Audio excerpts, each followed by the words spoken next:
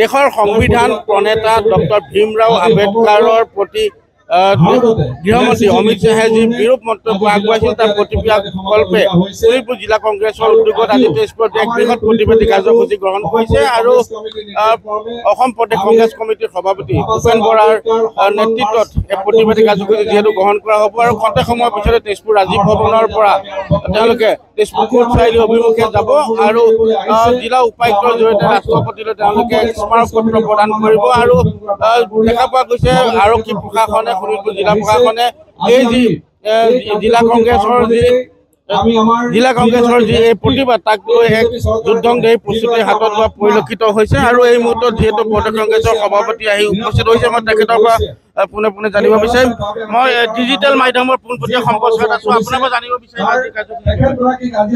আজি আমাৰ অসমৰ প্ৰত্যেকখন জিলাত ডক্টৰ বাবা চাহেব আম্বেদকাৰ সন্মান যাত্ৰা আমি কৰিবৰ কাৰণে সিদ্ধান্ত লৈছোঁ কাৰণ বিজেপি দলে আৰম্ভণিৰ পৰাই সংবিধানৰ প্ৰতি বিভিন্ন ধৰণে উৎলঙাসূচক মন্তব্য সংবিধান উলংঘা কৰিবৰ কাৰণে বিভিন্ন যি কাৰ্যসূচী লৈ আহিছে আৰু শেহতীয়াকৈ আমি দেখিছোঁ যে দেশৰ গৃহমন্ত্ৰী অমিত শ্বাহ ডাঙৰীয়াই সংসদৰ মজিয়াত বাবা চাহেব আম্বেদকাৰক যি ধৰণে অপমান কৰিছে ইয়াৰ পৰাই এটা কথা প্ৰতীয়মান হয় যে যদি আমি প্ৰতিৰোধ গঢ়ি নুতুলোঁ যদি এই কথাবিলাকৰ যদি আমি প্ৰতিবাদ নকৰোঁ তেতিয়াহ'লে বিজেপিয়ে যে সংবিধানখনকে নাইকিয়া কৰি পেলাব তেনেকুৱা এটা সন্দেহ আমাৰ মনত আগৰ পৰাই আছিলে তেওঁলোকে 400 পাৰ বুলি কেলৈ কৈছিলে 400 পাৰ MP তেওঁলোকে এইকাৰণেই বিচাৰিছিলে যে 2/3 মেজৰিটি যদি তেওঁলোকৰ হ'লহেঁতেন আজি তেওঁলোকে সংবিধানখন সংশোধন কৰিলেহেঁতেন গতিকে যিখন সংবিধান ডক্টৰ বাবা চাহেব আম্বেদকাৰৰ নেতৃত্বত দেশৰ স্বাধীনতা সংগ্ৰামীসকলে আমাক দি থৈ গৈছে এই সংবিধানৰ প্ৰতি কংগ্ৰেছ দলৰ দায়িত্ব আছে কাৰণ স্বাধীনতা সংগ্ৰামত বিজেপিয়ে নেতৃত্ব লোৱা নাছিলে স্বাধীনতা সংগ্ৰামত RSS নেতৃত্ব লোৱা নাছিলে স্বাধীনতা সংগ্ৰামত নেতৃত্ব লৈছিলে কংগ্ৰেছ দলে মহামানৱ মহাত্মা গান্ধীৰ নেতৃত্বত আৰু ডক্টৰ বাবা চাহেব আম্বেদকাৰ ডাঙৰীয়াৰ দ্বাৰা প্ৰণেতা যিখন সংবিধান এই সংবিধানখনৰ যিটো সমাজবাদী ধৰ্মনিৰপেক্ষ চেতনা তাক বিজেপিয়ে কেতিয়াও সন্মান কৰিবলৈ শিকা নাই সেইকাৰণে দেশৰ গৃহমন্ত্ৰীজনে এনেকৈ সংবিধানৰ প্ৰণেতাজনক অপমান কৰাটো আমি সহ্য কৰিব নোৱাৰোঁ আজি সেইকাৰণে অসমৰ জিলাই জিলাই আমি আম্বেদকাৰ ডাঙৰীয়াৰ সন্মানাৰ্থে আমি এটা যাত্ৰা উলিয়াইছোঁ আমাৰ শোণিতপুৰ জিলা কংগ্ৰেছক মই নিশ্চয় ধন্যবাদ দিম যে ইয়াৰ আমাৰ জিলা নেতাসকলে আজি ইয়াত মোক নিমন্ত্ৰণ কৰিছিলে আৰু আমি ইয়াৰ পৰা পদযাত্ৰা কৰি গৈ উপায়ুক্তক এখন স্মাৰক পত্ৰ দিম গৃহমন্ত্ৰী অমিত শ্বাহ ডাঙৰীয়াৰ পদত্যাগ বিচাৰি উপায়ুক্তৰ জৰিয়তে আমি ৰাষ্ট্ৰপতিলৈ সেই স্মাৰক পত্ৰখন পঠাম দেখা পোৱা গৈছে গুৱাহাটীত যিহেতু আপোনালোকৰ প্ৰতিবাদ প্ৰতিহত কৰিবৰ বাবে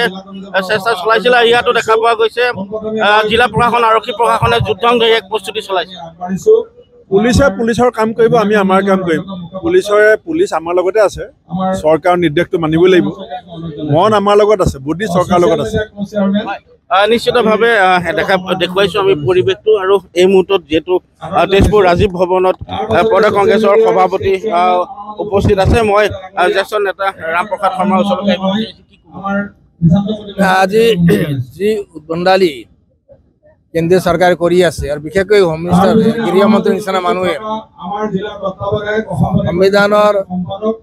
যি ষষ্ঠ কনষ্টিটিউশ্যন দেখা যি অপমান কৰিলে তাৰ প্ৰতিবাদত গোটেই ভাৰতত আজি প্ৰায় 700 জিলাত এই আন্দোলন চলি আছে আৰু চলি থাকিব যেতিয়ালৈকে ক্ষমা নোখোজে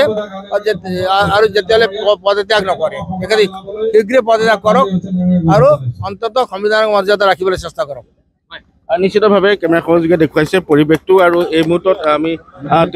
তেজপুৰ যি ৰাজীৱ ভৱন সেই ৰাজীৱ ভৱনৰ পৰা পৰিৱেশ দেখুৱাইছোঁ আৰু বৃহৎ সংখ্যক জিলাখনৰ কংগ্ৰেছ কৰ্মী আহি যিহেতু উপস্থিত হৈছে আৰু খন্তেক সময়ৰ পিছতে তেজপুৰ ৰাজীৱ ভৱনৰ পৰা পদযাত্ৰা কৰি তেজপুৰ কোৰ্ট চাৰিআলি অভিমুখে প্ৰদেশ কংগ্ৰেছৰ সভাপতি ভূপেন বৰাৰ নেতৃত্বত প্ৰতিবাদকাৰী দল ৰাওনা হ'ব আৰু এই মুহূৰ্তত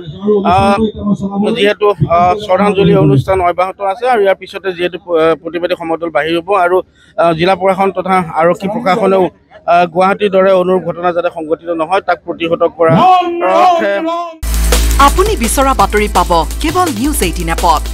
নিউজ 18 এপ ডাউনলোড কৰিবলৈ স্ক্যান কৰক এই QR কোড গুগল প্লে ষ্টৰতো পাব এই নিউজ 18 এপ